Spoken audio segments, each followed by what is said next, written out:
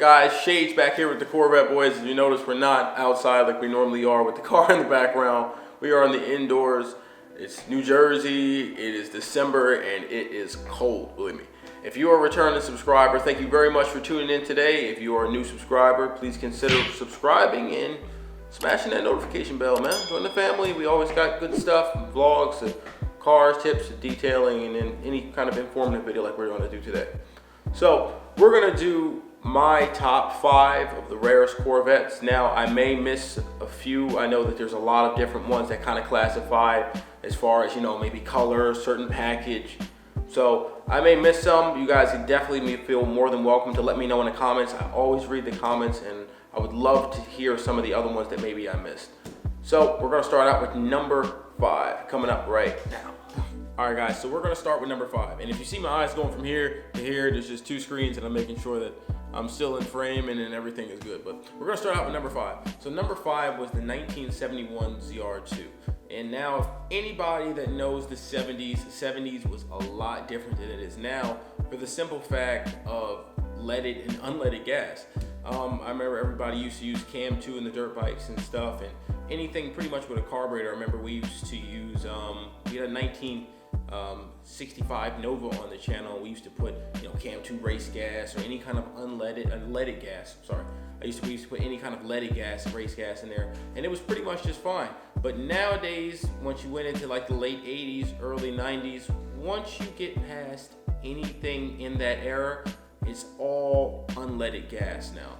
And if you look closely in the inside of the gas cap, you know, that flips open, and you know, you can hang your little gas cap on the side of it. Of course, this does not classify for anything past the C7 because they have the push-in flaps, but like for the C6 guys and the C5 and everything behind that, you'll see on the little cap on the side, the door that opens up, it'll say unleaded only. So you guys should never, ever put leaded gas in your car. Anything that has O2 sensors, you're gonna throw a code immediately, and things will go south very fast. So now what made that car as rare as it is that there were only 12 that left the assembly line. There were a total of 10 coupes that left out and 2 convertibles only. Now you gotta realize a lot of the cars in that time period were hardtop. So, you know, they as GM always does, even now, they always make more coupes than they do convertibles. And since it was such a low number that was manufactured of them, you can already assume that the majority of them was coupes. So for the number to be 10-2 is just no surprise. On top of that, the car did have a quite large motor, especially for that time. 460 horsepower. The car was a beast. And the likelihood of ever seeing one in life now is like slim to none.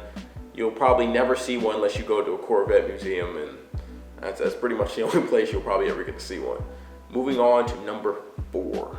ZR2 was a little bit too much for you and had too much horsepower. Then maybe its little brother would be a little bit better, the ZR1. Now, same year, 1971, but the ZR1 was packed with the 350 small block with around, I would like to say, 370 horsepower. But thanks to the lighter engine, the car was a lot lighter.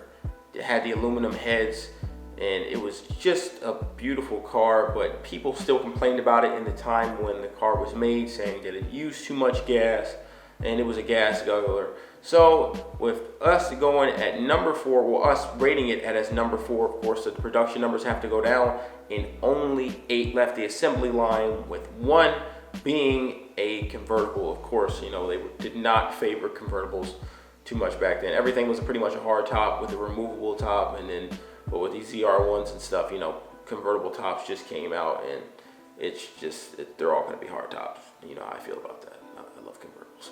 All right, number 3 is in 1963. No, I'm not talking about the 1963 Splitback, which is also a rare car because they only made it in 1 year. I'm talking about the 1963 Grand Sport. Now, the Grand Sport was supposed to be, you know, our answer back for putting out the Shelby, because in the early 60s, America's only response to the world's racing stage was Ford's Shelby Cobra. And, you know, us Chevy guys, we can't let Ford have, we can't have them have the spotlight. So our answer to that was going to be the 1963 Grand Sport, but GM's front office found out about it and they scrapped the idea. But before they could scrap the idea, there were supposed to be 120 cars made through production. Unfortunately, when they scrapped it, only 5 made it out. And of course, the godfather of Corvette, Zl1 was the man behind the idea, and they scrapped yet another one of his great ideas. So with it being number 3, of course, like I said, the production numbers are going to go down again, and only 5 are made on this one. And it was an exceptional car. It came with 550 horsepower, aluminum head. You know, it was very nice V8 car, but it had a little bit of a different kind of front on it, kind of like almost like a sharker nose. So that was a little bit different than the normal Corvette style, because everything in that, you know, in the 70s and the 80s were kind of boxy. So that car having like kind of like, you know, an aerodynamic front on it, like with a shark fin nose on it, it was something different. So it would have definitely been cool to see more of those cars around, but with only 5 around, I highly doubt once again that we'll see anything like that unless you go to a museum. On to number 2. Now this color did come on the C4 and the C5.